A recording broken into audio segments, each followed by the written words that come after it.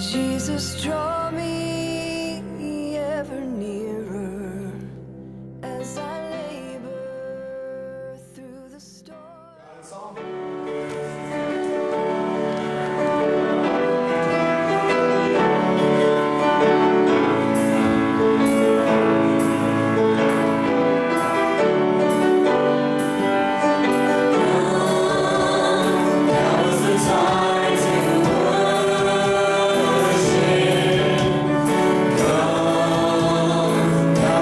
Time to give your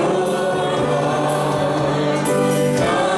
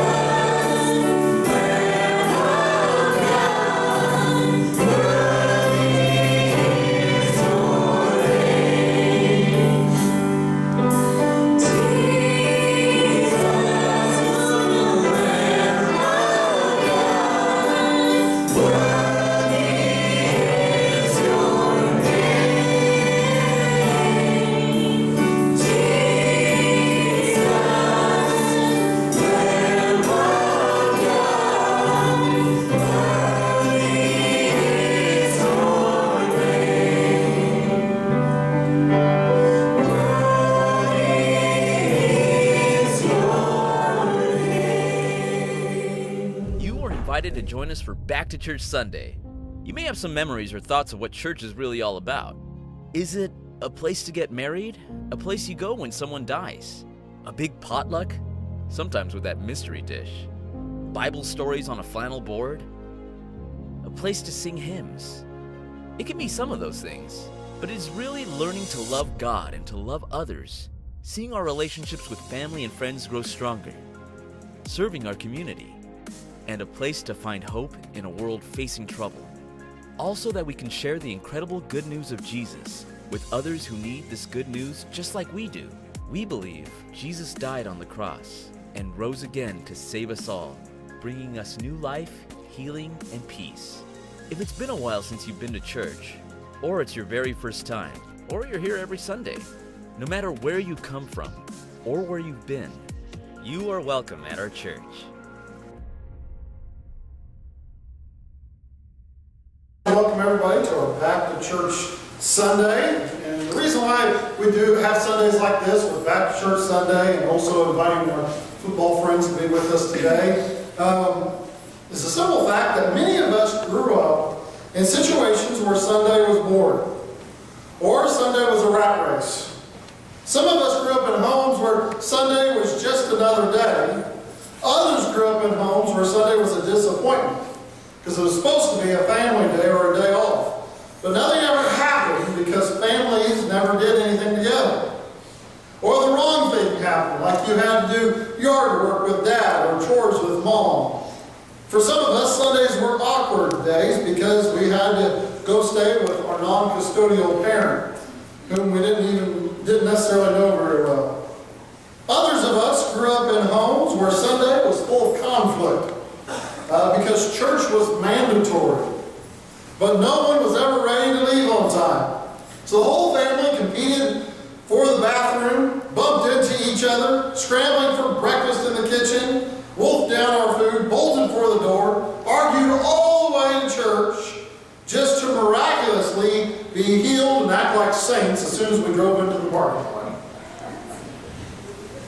I have good news for you though. Sundays were never meant to be that way. God made Sundays for you. I want to propose a thought to you this morning. And this is what I want to propose. Sunday was meant to be the best day of your week. Sunday, let me say it again, was meant to be the best day of your week. So the challenge for us now is, why are we not fired up for Sundays? We should be fired up for Sundays. Jesus said so himself, that the Sabbath, Sunday, is made for man, not man for Sunday. Today we live in a world where the pace of life is killing us. I want to suggest to you that Sunday is the solution to that. It feels like we always have too much to do. We have too much going on to focus and commit to Sundays. It feels like we are constantly battling with all kinds of pressure. But God made Sundays to be a relief for that. And because of the life that we live, we rarely have time for what is really important. God thinks Sundays can take care of that. We all can relate to this fact that it seems like we never have time for our family and for people that we love and for the rest that we need. God designed Sundays for that as well. With so much going on in our world, it is easy to lose sight of what really matters. God created Sundays for the cure of the craziness of life in which we live in today. Someone in the scripture, in the Bible, that we all are familiar with, we all know, that I think many of us can relate to, is King David. And King David loved church. One time someone invited David, who wrote the psalm, to attend church with them. David's response is recorded in Psalms 122, verse 1. And this is what he says: I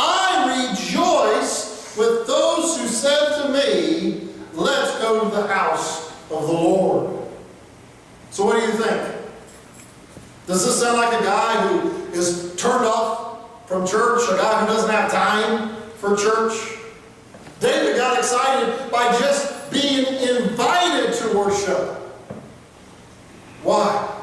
Why was David so fired up about the thing that turns people supposedly off today? David couldn't wait to be in worship. But what does he know that so many seem to not realize? He's happy about going to worship. And why wouldn't he be? Why not? When we come to worship, we receive the gift of worship. The fact that we find in ourselves and in our hearts a need for worship. That when we come to worship, we are blessed with an opportunity to worship. And bottom line, someone cared enough to want you to worship with them. You see, David gets it. And oftentimes we think of characters in the Bible, we think, I don't stack up to them. I'm never going to meet what they have, and so on and so forth. But I want to share with you this thought. David gets it. But David's the furthest thing from perfect. He was well aware of his shortcomings.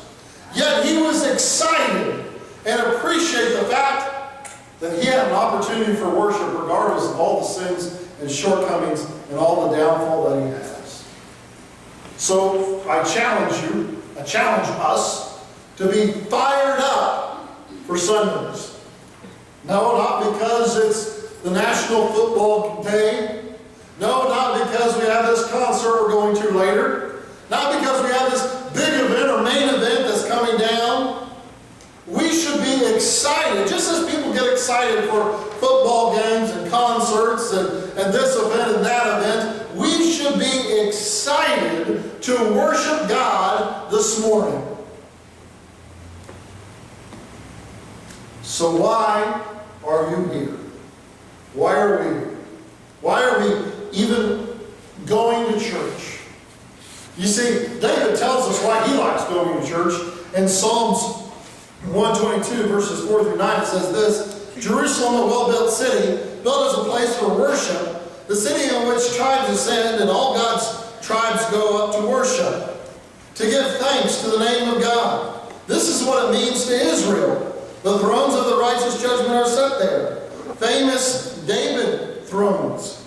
Pray for Jerusalem in peace, prosperity to all Jerusalem lovers. Friendly insiders, get along. Hostile outsiders, keep your distance. For the sake of my family and friends, I say it again, live in peace. For the sake of the house of the God, I will do my very best. David liked going to church because he liked being with God's people. How many of us, that's why we're excited to go to church? Not just because some guys want to preach at us for a while, or not because we enjoy the music, or that we're going to sing that one song that I appreciate, but how many of us get excited about church because we like to be with our church family? David liked being in church because he liked being with his church family. David liked to go to church because he liked to honor God. He says, I want to go to church to praise the name of the Lord. We have so much in this world and in our life to be thankful for. We have so much to be excited about in our relationship with God, but yet far too often our excitement is put on the back burner because we lose sight of why we come. We come to church to praise God and to give honor to the one who created the universe, who created our life, and who has blessed us.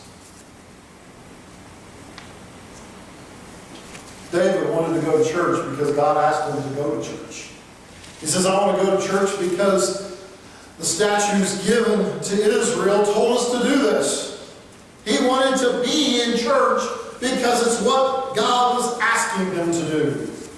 He wanted to be at peace with God and with those who love God. And by doing that, his presence, not only physically, but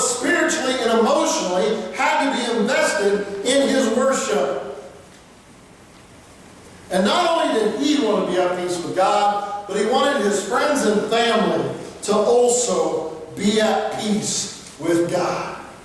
He wanted them to have a relationship with God and receive what he so much looked forward to day in and day out. As the worship service would go and conclude, come and go. That's what he was excited about. And David wanted to go to church and like going to church because he was ready and willing to make a commitment. He wanted to commit to God's house so that God's house would be successful. He wanted to commit to God's house because he realized the importance of the presence of God's house, of God's church. Now that's David's reasons. What's your reasons? What's my reasons? I like going to church because I like to be around the people. I like to be around my church family. And I hope in your heart of hearts that you can relate to that. And I want every one of you to experience great Sundays week in and week out. You see, once upon a time in our country, everything stopped on Sundays. People went to church, they worshiped God, they ate together, they hung out, they rest, and were ready to come together again that afternoon. Sunday wasn't an extra day to get things done, or a bonus day to pick kids in high-involved activities in order to get ahead. Sunday was a day of rest and a day of worship.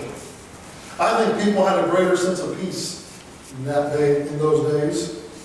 And I hope that you do as well. I think the pace of life all week wasn't as frantic as it is for ours today. They weren't as pressured. They weren't as focused on excelling. But they also were focusing on their family and focusing on themselves. Sunday should be a day of rest, a day of refuel, a day of refocus on what really matters. I want you to picture a graph in your mind, and this is statistics that have been proven to be true.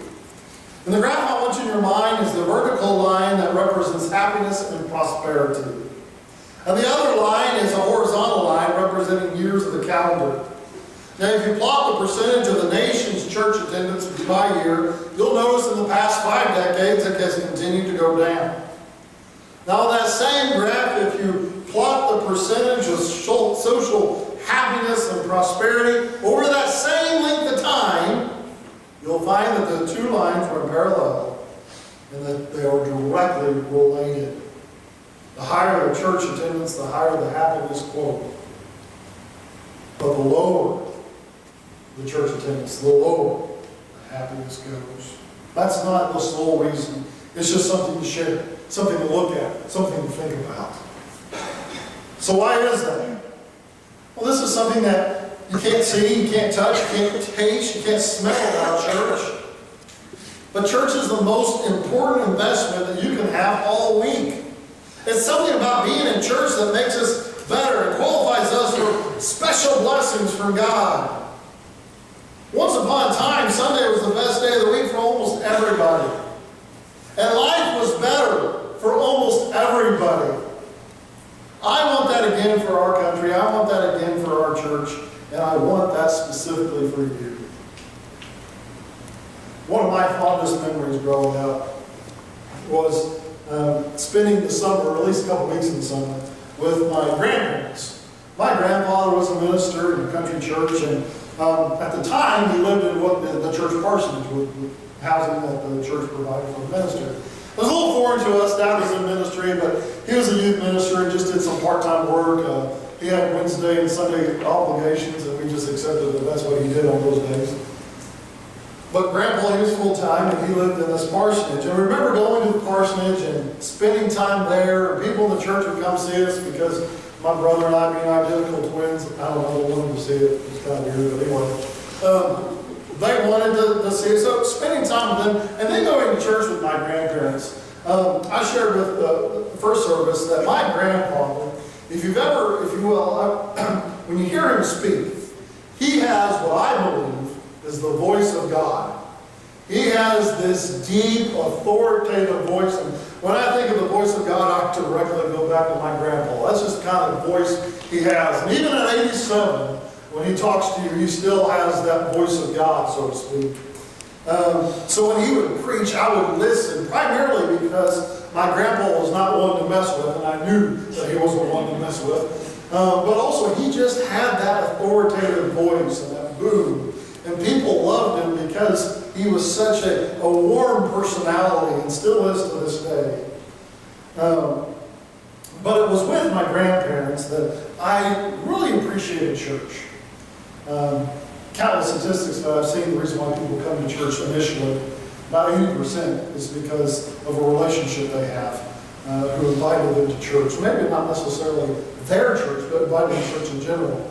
And I could say I would probably fit into that percentile because it was my dad and my grandfather was the reason why church became so important to me and why my relationship with God became so important. And going to church with my family, going to church with my grandparents, really helped to value that importance. But the third thing I wanted to point out this morning is we need to invest in weekly worship. I'm telling you right now, whether you go to church every Sunday or you go to church when you can, or maybe you've never been to church, I'm here to tell you this. Church is worth investing in a weekly worship. It's worth it. And here are my reasons for investing in a weekly worship.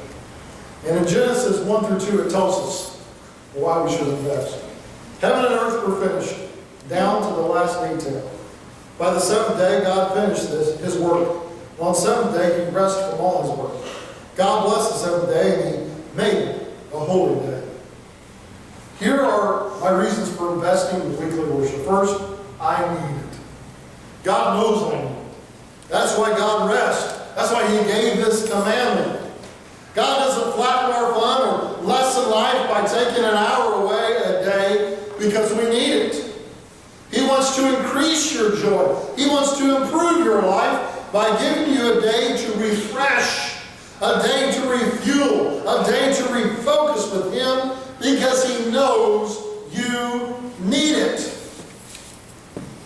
So why should we invest in weekly worship? Because we need it. Second reason why we should invest in weekly worship is because God has blessed Sunday. For the reasons only he understands, God says that he blessed Sunday. It's a special day, not an extra day. And when we cooperate with God, what God blesses, we are blessed. When we cooperate with what God blesses, great things happen. Third reason, my life goes better when I go to church. So many of us think that we can get ahead faster if we're productive 7 days a week. 7 days a week. If we're productive, if we work hard, we're going to be happier. That's not how this universe works.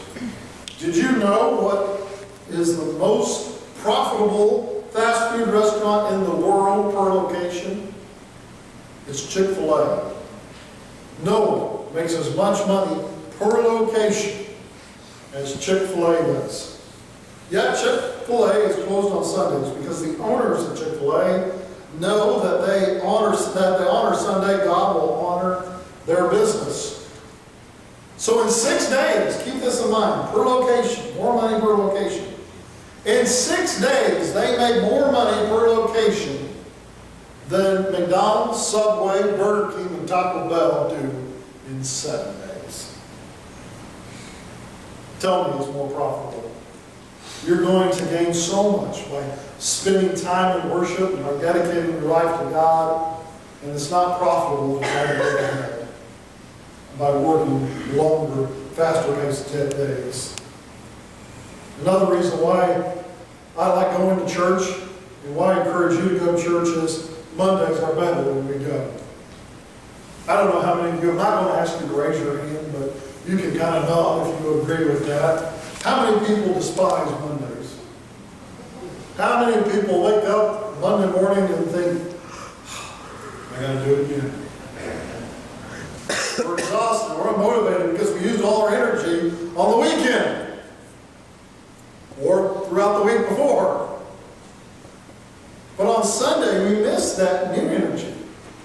We miss that refueling, that refocus, that re-energizing.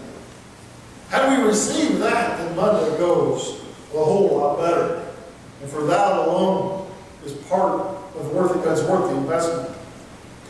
The sixth reason that I want to take weekly worship and invest in that is it helps my family, and it helps the families that I know become better families if they worship weekly. It's true. The family that rests together does best together. A family that attends church learns skills from the Bible about how to do their relationship and how to do life better. Great families become great building memories together. And if you develop the habit about doing church together, your children will benefit from that. Your family is far better because God is a part of it. But I think the number one reason that we should invest on weekly worship is because our eternity will do better if we worship weekly. God promises to bless me if I bless him. This is the reality. It should make sense to us. I've talked to several people who firmly dismiss the idea of going to hell by just saying it doesn't exist. Well, good for you, but just because you don't believe that something doesn't exist doesn't make it so. I know people who will say, I can't imagine God, a loving God, sending someone to hell. Well, let me help you with that. When you were created, you were given two options. And the two options that you were given were simply this. I pursue God, and I'll spend eternity in heaven with him. Or, I don't pursue God. And I've paved the way to spend eternity in heaven. What should that tell us right off the bat? Does God send anyone to hell? That's a matter of opinion. My opinion is he doesn't send people to hell. People choose to go there. It is your choice. In a country today where we empower those and try to take care of everybody, the freedom of choice is lessened because of that. There's consequences to our choices. And there's consequences to your choice. And the consequence to choosing a life, to pursue your life, to pursue God, is eternity in heaven. That's a place I want to be. That's a place you want to be. That's a consequence to your choice. That's a good consequence. The consequence to not choosing God is hell. And as I said, you can say, I don't believe that. You can say, God's not going to send me to hell. You can say whatever you want to say. It doesn't mean it's not true. Heaven and hell are a real place. You're going there if you're not pursuing God. If you're pursuing God, God's going to take care of you. And what's the best way that we can continue to pursue God but be reminded of that on a weekly basis? So where is your life headed? What direction are you going? Are you pursuing Christ? Or you're pursuing whatever it is you want to pursue and paving your way to go to heaven. But I also want to point out this. We've got to quit being selfish with this. What I mean by that is because you have made the choice to go to hell does not mean it's not going to affect those you love and care about. And because you've made a choice to go to heaven, you're going to have a powerful impact on those that you love and care about. But if you're going to hell, you're just as well be paving the way for them to go to hell with you. And if you truly love them, if you truly care about them, if you want to be the parent that God has in store for you to be, if you want to be the leader that God has in store for you to be, this is what I want you to listen to and hear. Pursue God so that your kids, so that your grandkids, so that your family, so that your friends, so that everyone you come in contact with, that it will help them to want to pursue God as well. Because if you don't pursue God, not only are you heading to hell, but you're helping those around you because of your influence. What kind of impact can God have in your life if you're pursuing Him? Not just for you, but for those that you love and care about. If you're going to be the father or the mother that God has in store for you to be, and by the way, that your kids deserve, to pursue God. Quit trying to fill it with everything else because it's not going to work. So, said a lot of things. How do we make Sundays the best day of our week? That's kind of the whole nuts and bolts to everything. There are three things that you can do to help make Sunday the best day of your week. A couple of them, and one of them will go relatively quickly because we've been building up to this. But the first one is decide to let Sundays be the best day of your week. Now, understand what I'm saying. Make the decision to make Sundays the best day of your week. One of the beautiful things that God has blessed each and every one of us with is the freedom to choose. Second blessing that God has blessed us with. For anyone who lives in America, we live in a great nation. We really do. And I mentioned in first service, I'm tired of the Christian church worldwide bashing our country. Because while our country has the downfalls, we are blessed people. We are blessed to live in America. How many places across the world we're not allowed to worship freely? But in this country we are. In this country, nobody's going to stop us from what we're doing today. Is that not amazing? Is that not a blessing? We live in an amazing country, and we serve an amazing God. And quite frankly, the way we make Sundays the best day of our week is we decide to make Sundays the best day of our week. By making a commitment to come to church regularly, by committing to God, by deciding to get involved, by allowing God to have an impact in our life, by allowing God to change our life, we will forever have a lasting impact by just deciding that, you know what? I'm going to wake up on Sunday mornings, I'm going to worship God, and it's going to start my week off on the right foot. The second way that we can make Sunday the best part of the week is what we've already been talking about. Invest in Sunday. While we live in a world today that church is no longer honored in the way that it needs to, Jesus says in Matthew 6:21, your treasure is there where your heart will be also. He's saying, if you want God, if you're pursuing God, then allow it to be part of your life. Invest in it. So start investing your heart here. Start investing your heart spiritually and allowing your life to have a tremendous impact. Now, there's some information I'd like to share with you as we kind of wrap things up. The information I have to share with you are separate studies that people have done. The first study is from a church sociologist, Vernon. And when he did this, he polled several satisfied church members and discovered they had 6 things in common. These are the 6 things, and I will repeat them. They attend church regularly, so Sunday in, Sunday out, they're in worship. They have a place they serve somewhere in the church, whether it's greeting, whether it's like some did today, serving by preparing the meal, whether it's handing out the offering, serving communion, whether it's helping out along with the building, the facility, whether it's the musical talent that they possess. They're involved somewhere in the church by serving.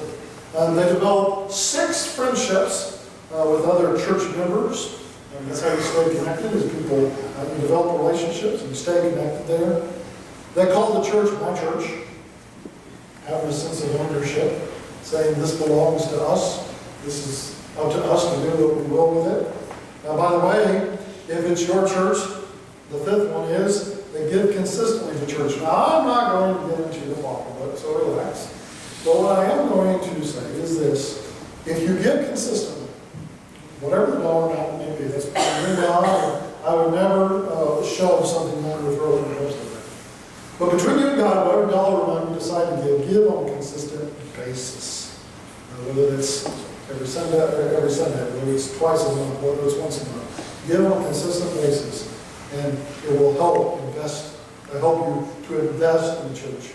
There are 3 organizations that my wife and I invest in as far as charity is concerned, and we are firmly invested in each of those because we give financially. And they invite people to church. They invite their friends and family to church. So attend regularly. Have a place you serve. Develop 6 relationships. This is your church. This is my church. Give on a consistent basis and invite others. If you're new, pick one and start coming regularly. If you've been in the church a long time, take these 6 things to heart. Take these 6 things to heart. So many people are dissatisfied with their church because they're not pursuing these things. Because we're so focused on our needs and our wants that we're not seeing the big picture. With all that being said, I want to share with you another list of statistics this time of people. This is a secular group. A secular group thought to themselves, I wonder what impact people have going to church. So they did this study.